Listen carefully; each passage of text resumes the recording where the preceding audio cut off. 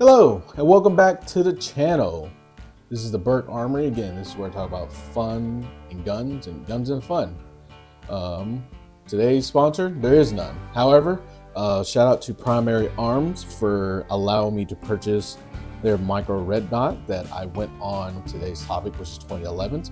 So great red dot for great prizes. Primary Arms, known for their optics. It's a great company. Would love to partner with them one day. So thanks for letting me purchase that micro red dot. All right, go ahead and turn that around for the ad. Put my ad revenue there.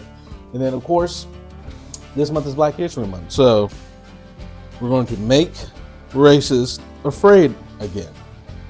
If that statement bothers you, then you might be one of them. So no ifs, ands, or buts about it. But so what's today's episode about? I'm going to be talking about 2011s. All right, what are 2011s, you may ask? So 2011s are simply just a double stack variant of a 1911. So again, we can thank our dear great Lord John Moses Browning.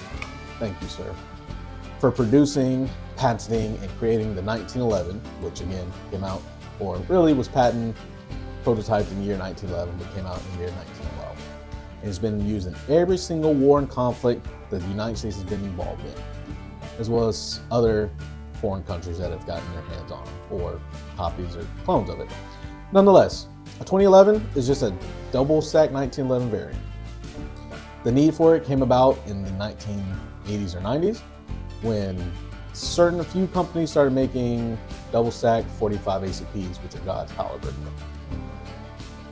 And the 9mm boys, which basically are those that prefer the 9x19 before NATO, was a 9x19 millimeter Luger, and now it's known as the 9x19 millimeter Parabellum, which was also known as that during World War II when the Germans used it. So the 9mm fanboys decided, you know what, we want to have fun. We want to be able to carry more than 7 to 8 rounds of 9mm. Let's get on it. And the 1911 community then was like, okay, sure, whatever. That's going to happen. It didn't happen for about another 20 years or so, 30 years, depending on how you look at it now, when a little company by the name of STI started making double stack 1911s, which they ended up dubbing it as the 2011. They started making double stack 1911s that could carry more than 7 to 8 rounds of 9mm, and the safe could carry up to 16, 17 rounds of 9mm. But then that company was bought out in the mid-2000s and has now been renamed and rebranded as Staccato. Later on in this video, I'll talk about why I have a disdain for Staccato. So, it's the mid-2010s. Staccato has made revolutionized the double stack 1911. But now it's the late 10s, early 20s. And many companies have created, some not perfected as much, but have decided to create their own version of a 2011 or a double stack 1911. And in this video, I'm going to talk about my very first 2011 that I bought. And I bought it for less than $1,000. Whoa. What is that 2011 you're talking about in particular? This is my Live Free Armory Apollo 11 2011. And it's made by Live Free Armory down in Melbourne, Florida. They are one of the first companies to make a 2011 that is sub $1,000. Sub 1,000. That means it's less than $1,000. Okay. A buddy of mine, who I nicknamed the 2011 Prince because he owns more 2011s than I know anybody has. Okay. Had a Live Free Armory Apollo 11. He had it in the 5-inch variant, and it was in stealth gray. It was beautiful. He had all the enhancements and everything done to it. I shot a couple rounds of it, a couple mags through it, fell in love. Was actually going to end up buying his, but my local gun shop actually had this one in particular in the glorious FDE, or as I like to call it, the doo-doo brown variant. They had this for right at $900. And this was before everything else that I added. Everything else I added was on my personal touch, and I'll talk about what these add-ons are here in a little bit. But what makes the Apollo 11 so special? Well, first things first, as you can see, each side, okay, has serrations on the slide. So that allows for the gases when it's shooting to come out of the serrations rather than it just coming out of the end of the barrel like it usually does for most firearms. So those serrations on the slide, however, lead to something called porting. So you can see there I have 4 holes ported on this side, followed by 4 holes ported on this side of the gun. That helps with recoil control, everything else, flatter shots, flatter follow-up shots. It's a great thing. If you have never ever thought about getting this ported before, a gun ported, I suggest you do so. It will change your life, or you better have a comp on it. So, next I added a TLR1 HL, which again is the high lumen variant of the Streamlight. All right. So, of course, I got this to match my doo-doo brown gun, and I love it. Great. And then, of course, last but not least, all right, see that little PA there on the side? All right, it's Primary Arms. Again, not the sponsor of today's episode, but I would like to work with them one day. They had a micro red dot that fit perfectly on this because this Apollo 11 has a RMS-C footprint, meaning it's able to take compact or micro red dots. And so I got this, put it on there, true side acquisition. And I love it. Love everything about it. All right. So what makes it special compared to the other ones?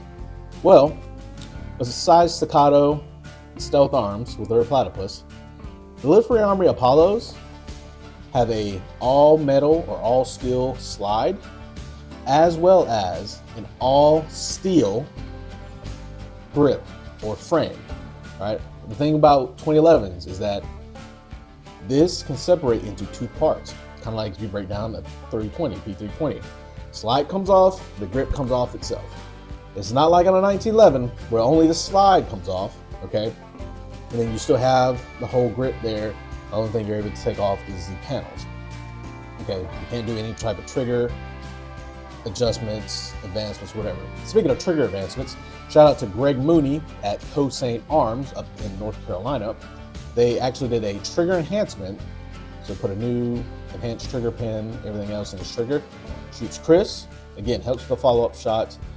All this was done on an already sub 1,000 gun. This turned it into a $1,100, $1,200 gun. And that's why I love it so much. Okay, so again, all of this is metal. Metal slide, metal frame, metal grip.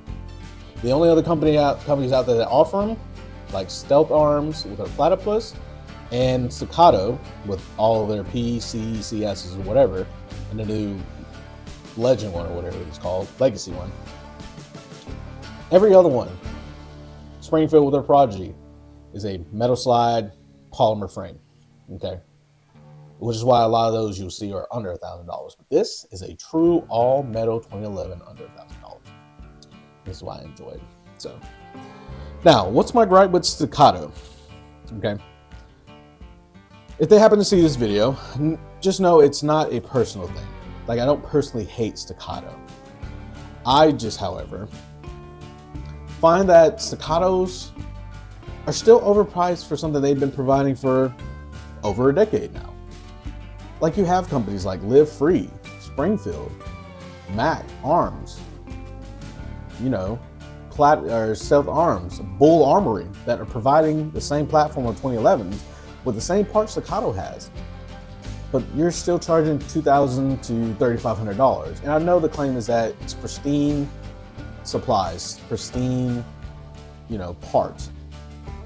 But you don't think like Live Free Armory has pristine parts? You don't think Springfield, one of the oldest gun manufacturers in the U.S., in the world, really, doesn't know how to get pristine parts. People shouldn't break the bank on a 2011. Again, this, a sub $1,000 gun, all right? Sub 1,000 should not, and I repeat, should not cost you more than $1,000, like a Staccato does. But if you got the money and the cash to blow on a Staccato, hey, by all means do you. But there are great alternatives out there, like a Mac Arms Mac 9. T-Sauce, the Turkish importer, has their Night Stalker. Actually, it's on sale on Paul Minnow State Armory's website for $549 right now. Don't know how long that sale is going to be going. But you can still get an affordable 2011 without breaking the bank. So there's no gripe against Staccato. I just think other companies have the same parts as you do, but have managed to not necessarily cut corners, but to make it more affordable. And that's why I went with the LFA Armory Apollo 11. That's going to do it for today's episode. If you enjoy the show, or if you enjoy the channel, enjoy the videos, please make sure you hit that like button, hit that subscribe button, okay? Share this with all your friends that are gun tubers, gun fiends, whatever, okay? Make sure, get the word out. This is a good channel for all right? It's Black History Month. We love guns just as much as anybody else, okay? There's one person that's in this community that's one of us that we don't really, we're not on very good terms right now, but he's still one of us and we still love him. But again, that's been this episode, showing off my very first 2011 that I bought, why it's gonna always be my carry gun, my self-defense, my truck gun, my everything, all right? I'm Barry White and this is my everything, okay? So, again, if you enjoyed this video, hit that like button, subscribe to the channel if you haven't already. Why haven't you? Share this with your friends, okay? This has been a Burke Armory, and I'll see you when I see you. Peace.